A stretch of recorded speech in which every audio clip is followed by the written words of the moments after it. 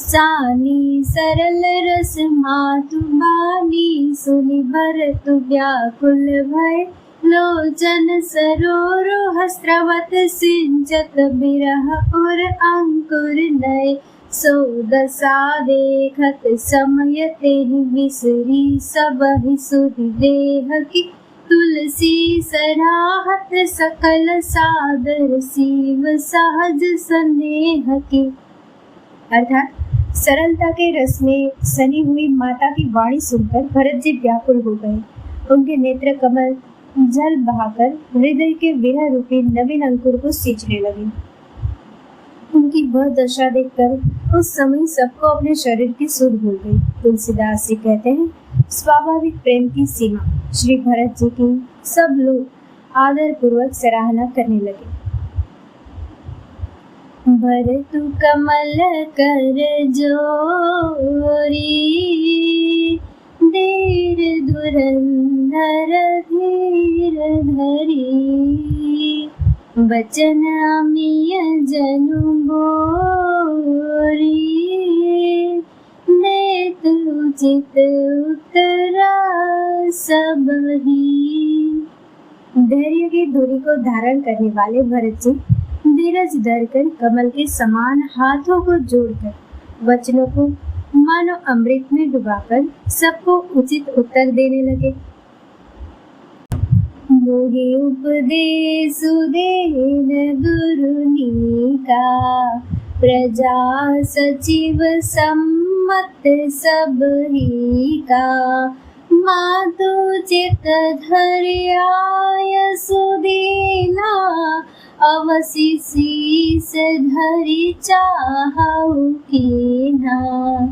गुरु जी ने मुझे सुंदर उपदेश दिया, फिर प्रजा मंत्री आदि सभी को यही सम्मत है। माता ने भी उचित समझकर ही आज्ञा दी है और मैं भी अवश्य उसको सिर चढ़ाकर वैसा ही करना चाहता हूँ।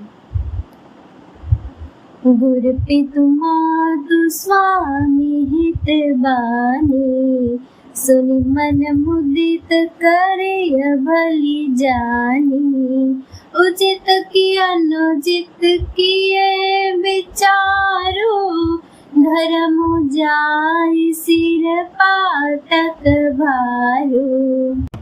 क्योंकि गुरु पिता माता स्वामी और मित्र की वाणी सुनकर प्रसन्न मन से उसे अच्छे समझकर मानना चाहिए। उचित अनुचित का विचार करने से धर्म जाता है और सिर पर पाप का भार चढ़ता है।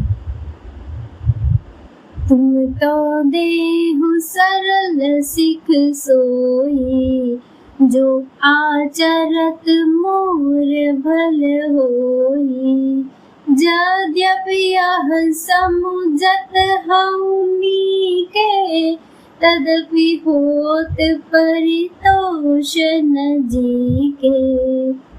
अब तो मुझे वही सरल शिक्षा दे रहे हैं जिसके आचरण करने में मेरा भला हो। यद्यपि मैं इस बात को भली भांति समझता हूँ, तथापि मेरे हृदय को संतोष नहीं होता। अब तुम विनय मोरी सुनी ले हो, मोहि अनुहरत सिखावनु दे हो, उत्तर देव क्षम अपराधो, दुखित दोष गुण गनहीन साधु। अब आप लोग मेरी विनती सुन लीजिए और मेरी योग्यता के अनुसार मुझे शिक्षा दीजिए। मैं उत्तर दे रहा हूँ, यह अपराध क्षमा कीजिए। साधु पुरुष दुखी मनुष्य के दोष गुणों को नहीं गिनते। पितु सुरपुर सिय राम बन, करन कहु मोहि राजू, एहिते जानहु मोर हित, के आपन बड़ काजू। पिताजी स्वर्ग में हैं, श्री सीताराम जी वन में हैं और मुझे आप राज्य करने के लिए कह रहे हैं। इसमें आप मेरा कल्याण समझते हैं या अपना कोई बड़ा काम? हित हमार सिय पति सेवकाई, सो हर लीन मात कुटिलाई, मैं अनुमानि दीघ मन माही, आन उपाय मोर हित नाही। मेरा कल्याण तो सीतापति श्री राम जी की चाकरी में है, सो उसे माता की कुटिलता ने छीन लिया। मैंने अपने मन में अनुमान करके देख लिया है कि दूसरे किसी उपाय से मेरा कल्याण नहीं है। शोक समाजु राजु के ही लेखे, लखन राम सिय बिनु पद देखे। बादि बसन बिनु भूषण भारो, वादि विरति बिनु ब्रह्म विचारो।